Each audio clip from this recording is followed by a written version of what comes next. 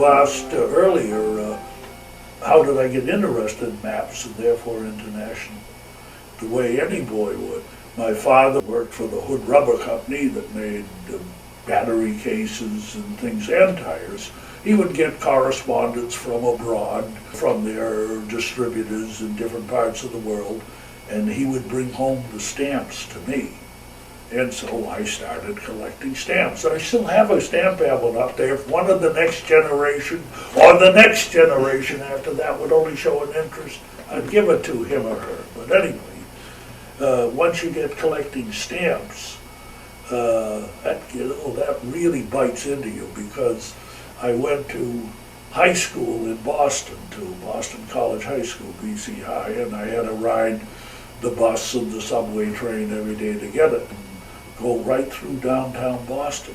And if I saved enough of my money, I'd get off there and go down to a stamp store and buy some very delicious stamps for my collection.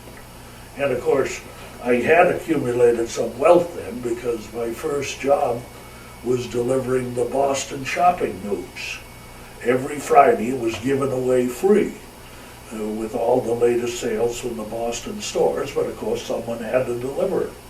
And I got the job in central Arlington, where we lived then, and 90 cents a week. But they took 1 cent out for Social Security, so I only got 89 cents. But after a while, when you get a stamp and it says Azerbaijan, you have to say where. Oh, I know where England is, but from where's Azerbaijan? Then you have to get a map. And then I found them so fascinating, I would have them served for breakfast on weekends, and I still do. But once I started collecting the maps, why, that's where the bloodstream really got infected, and the international beckoned me. So, 2 bits of advice. One pertaining to this world, and one pertaining to the next world. The first one, based on my own experience, happy experience in this world, is that everyone who has the possibility should strive to get employment in something they really enjoy. Yeah, I mean, the saddest thing in my whole business career and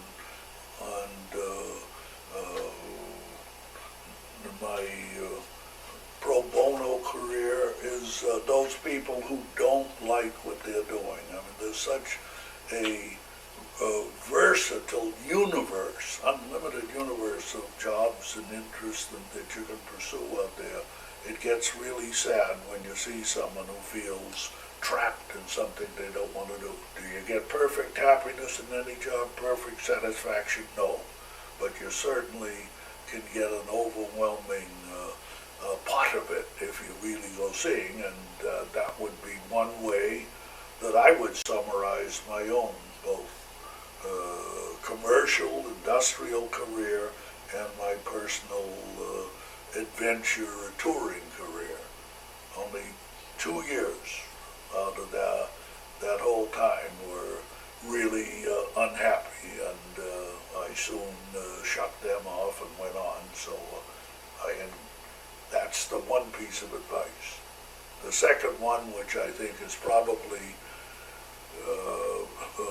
become pretty evident as I roam around the world and talking about it, is how much my Catholic faith has meant to me.